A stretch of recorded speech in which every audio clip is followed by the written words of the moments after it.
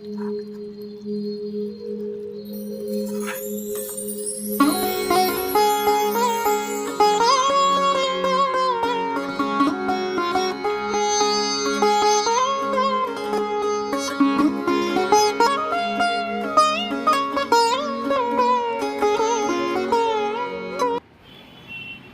મિત્રો, સ્વાગત છે તમારું કમલેશ દાફી બ્લોગ્સમાં. તો રાજમા શાક બનાવશું, એના માટે આપણે આ રાજમા અને પલાળી દીધા છે અને આની મસ્ત ગ્રેવી વાળું શાક બનાવવાનું છે.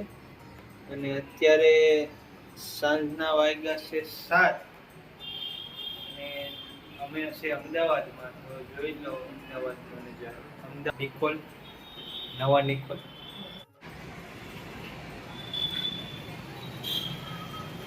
અમદાવાદ નિકોલ જોઈ લો. આ રોડ રસ્તો છે એટલે અહીંયા ટીડીટનો અવાજ બહુ આવે છે. આ બધી શાકભાજીની લારી છે.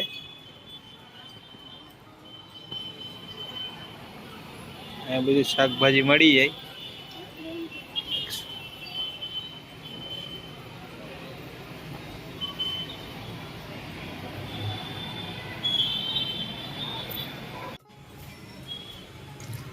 તો આપણે રાજમાને સરસ 2 પાણીએ ધોઈ નાખીએ અને પછી આને રાજમાને આપણે 4-5 કલાક માટે પલળવા દીધા હતા.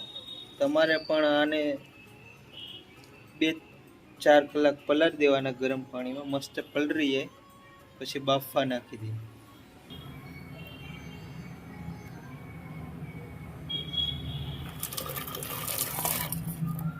250 ગ્રામ આપણે રાજમા લીધા છે.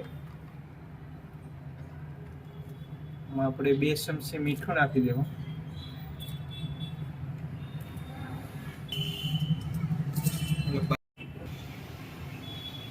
આપણે આ મસાલા નાખવાના છે. લસણ લીધું છે 4 કરી, લવિંગ, તેજપત્તા, મરચાં, 1 દાલચીનીનો ટુકડો, એટલું બાફવામાં નાખી દેવાનું.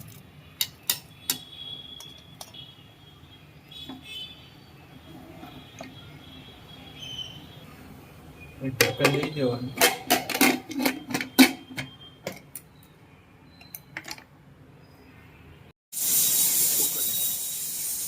રાજમા પાકેને 5 મિનિટ થઈ ગઈ તે 2 સીટી વાગી. હજી 2 સીટી વાગવા દેવું. 7 સીટી વાગે પછી આપણે ચેક કરશું. ત્યાં સુધીમાં આપણે આ ટમાટરની ગ્રેવી કરી લઈએ. ડુંગળી, લસણ, આદુ, લીલા મરચાં, આની ગ્રેવી કરીને મસ્ત રાજમા આપણે બનાવવાના છે વઘાર માટે, તડકા માટે.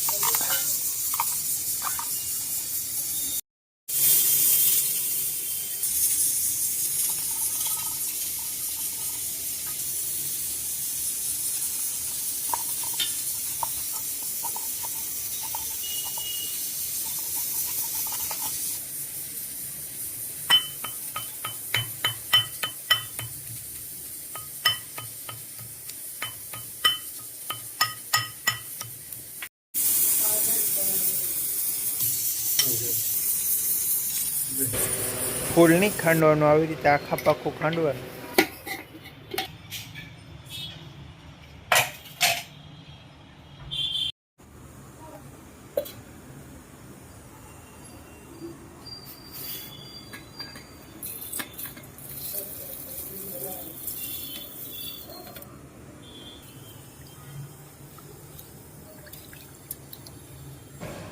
બાસમતી ચોખા લીધા છે 300 ગ્રામ. આપણે એને 2-3 પાણીએ ધોઈ નાખવાના સારાથી, એટલે મસ્ત એમાં જે મેલ હોય નીકળી જાય.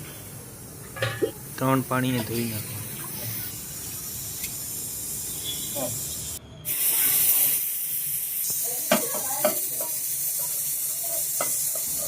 બાસમતી ચાવલ પકવા માટે ગરમ પાણી મેં મૂકી દીધું છે. હવે એમાં નાખી દઈએ.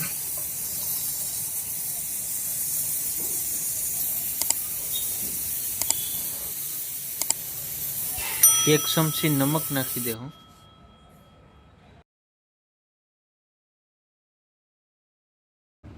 બાસમતી રાઈસ આપણા પાકી ગયા છે. 6-7 મિનિટ થઈ છે પાકતા. એકદમ મસ્ત પાકી ગયા છે. રાજમા પણ સરસ પાકી ગયા છે.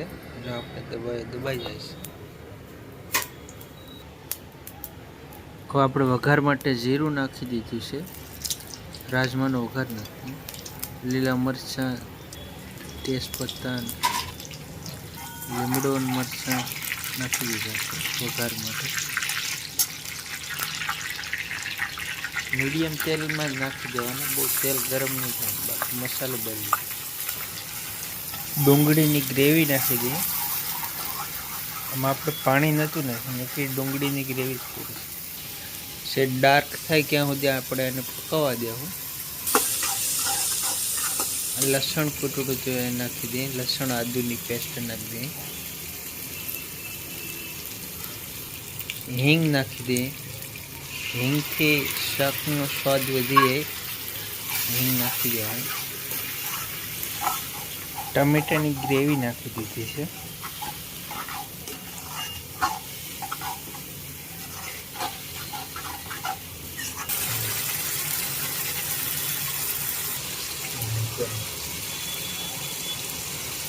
સ્વાદ પ્રમાણે મીઠું નાખી દઈએ. મીઠું રાજમામાં નાખ્યું એટલે ઓછું નાખ્યું. હળદર 1 ચમચી નાખ્યું. આપણે આને પકવા દેવું. 2 લીલા ધાણા નાખી દઈએ થોડાક, એના સ્વાદ મસ્ત. લાલ મરચું નાખી દઈએ. લાલ મરચું 1.5 ચમચી નાખ્યું છે. મરચું નાખીને આપણે 2 મિનિટ પાકવા દેવું. આવી રીતે ગ્રેવીને હલાવતી રહેવાની, એટલે નીચે છોટીને બળી ના જાય.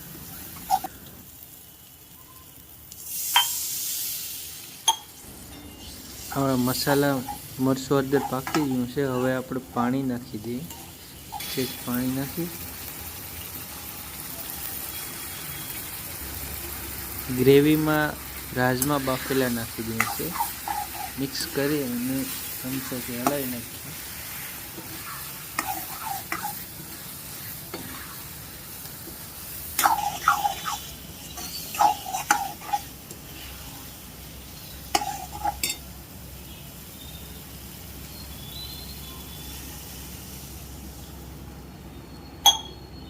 હવે આપણે પાણી નાખી દઈએ 1 ગ્લાસ.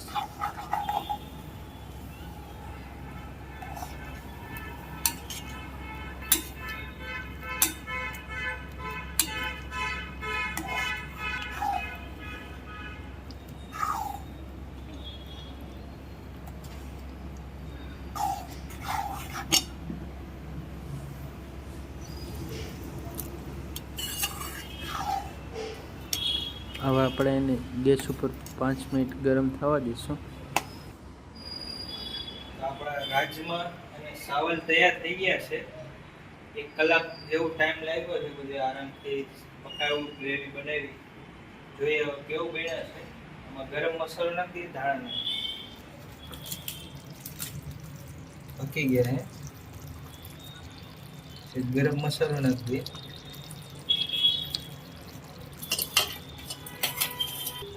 લીલા ધાણા નાખી.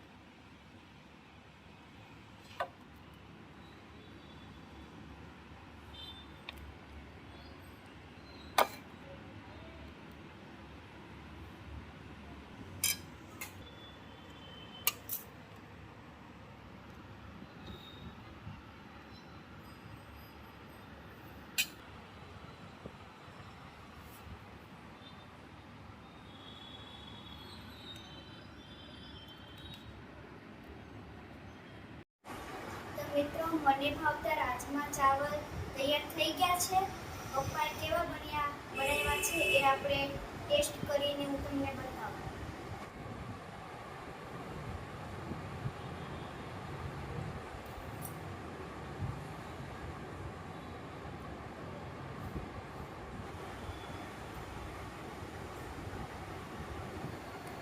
બહુ મસ્ત બન્યા છે, બહુ ટેસ્ટી છે. જો તમે પણ આ રાજમા ચાવલ બનાવજો, બહુ મસ્ત બને છે. આ તો મને બહુ ભાવે, પપ્પાના હાથના તો મને બહુ જ ભાવે. આ પપ્પા બહુ સારું ખાવાનું બનાવે. તો આ રાજમા ચાવલનો વિડીયો તમને સારો લાગ્યો હોય તો વિડીયોને લાઈક કરજો, શેર કરજો અને સબસ્ક્રાઈબ કરવાનું ના ભૂલતા. મળીશું આગલા વિડીયોમાં. ત્યાં સુધી બાય.